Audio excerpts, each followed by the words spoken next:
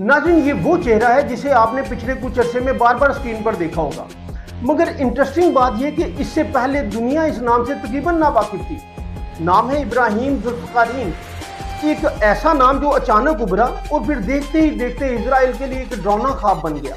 ये जब भी सामने आता है दावे करता है कि हमने इजराइल पर यह हमला किया, वो ड्रोन गिरा दिया, यहाँ तक कि जदीद तरीन F-35 को भी निशाना बनाया।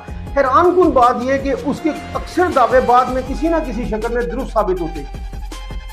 यही वो लम्हा था जब इजराइल को एहसास हुआ कि ये सिर्फ एक आवाज नहीं है बल्कि एक मुकम्मल हिकमत अमली है, एक प्लानिंग है। लेकिन असल कहानी यहाँ से शुरू होती है। इजराइल जो दुनिया के जदीद तरीन इंटेलिजेंस सिस्टम्स और AI टेक्नोलॉजी पर बड़ा प्राउड करता है कि और हमारे पास दुनिया की लेटेस्ट टेक्नोलॉजी है, आज उसी एक शख्स के सामने वो बेबस नजर आ रहा है। इजरायली फौज ने बाकायदा अपने अवाम के जरिए ईरानी अवाम को पैगाम भिजवाया कि अगर आपने इस शख्स को कहीं देखा है, अगर आप इसके बारे में कुछ भी जानते हैं तो हमें फौरी इन्फॉर्म करें। हमें यकीन नहीं आ रहा कि ये इंसान है भी या नहीं, कहीं ये AI तो नहीं।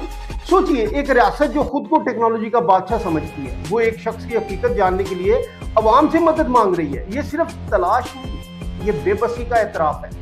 असल मसला ये कि इजराइल आज तक ये भी तय नहीं कर सका कि इब्राहिम जुल्फ़िकारीन कौन है, उसका ओहदा क्या है, कहाँ से ऑपरेट करता है, और सबसे बढ़कर ये कि ये है कहाँ। ये वो मकाम है जहाँ ईरान की ताकत खुलकर सामने आती है। ईरान ने इस बार रवायती जंग नहीं लड़ी, उसने हिकमत अमली बदली है। ना कोई वाज़ेह कम्युनिकेशन, ना डिजिटल सिग्नल्स, बल्कि बाज़ इतलात के मुताबिक पैगामात कागजी नोटिस के जरिए मुंतकिल किए जा रहे हैं ताकि कोई ट्रैकिंग मुमकिन ना हो। ये वो सतह है जहां जदीद टेक्नोलॉजी भी बेमायनी हो जाती है। दूसरी तरफ आलमी मीडिया, इवन वो मीडिया जो अमूमी तौर पर इजराइल के बयानी को तक़वियत देता है, अब ये मानने पर मजबूर हो रहा है कि इजराइल ईरान के सामने नाकाम हो चुका है।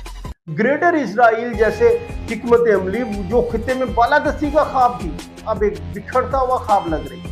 अमेरिका की सूरत हाल भी कुछ मुख्तलिफ नहीं है। दबाव डालने के लिए मजीद फौजें मशरिक़ वस्ता में भेजी जा रही हैं, धमकियां दी जा रही हैं, मगर ज़मीनी हकीकत यह है कि ना फौज लड़ने को तैयार है और ना अवाम इस जंग को सपोर्ट कर रहे हैं। अब अमेरिका के हालात देखें, खबरों में आ रहे हैं कि वहाँ पे शहरी उसके खिलाफ हो गए।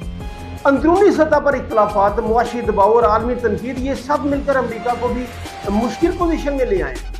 ईरान ने वाज़ेह पैगाम दे दिया कि अगर उसके असासे और मुफादात बहाल ना किए गए तो हालात मजीद बिगड़ सकते हैं। ये सारी सूरत हाल हमें क्या बताती है?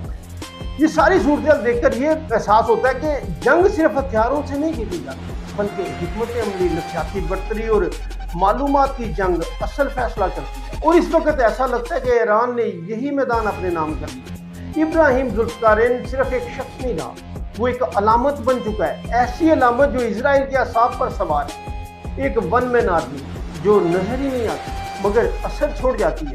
आखिर में सवाल यही है, अगर एक नाम, एक चेहरा, एक आवाज इजराइल जैसे मुल्क को बेचैन कर सकती है, तो मुकम्मल ताकत के साथ मैदान में आने वाला ईरान में क्या कर सकता है? आने वाला वक्त शायद जवाब देगा, मगर फिलहाल मंजर यही है कि इजराइल तलाश में है और ईरान कंट्रोल में। और सोचने की बात यह कि इनका जब भी चेहरा नजर, जब भी कोई तस्वीर सामने आती तो बिल्कुल स्ट्रेट एक तस्वीर नजर आई, ना कोई एक्शन, ना कोई वीडियो। ये सोचने की बात है। कमेंट में अपनी राय लाजमी दीजिएगा।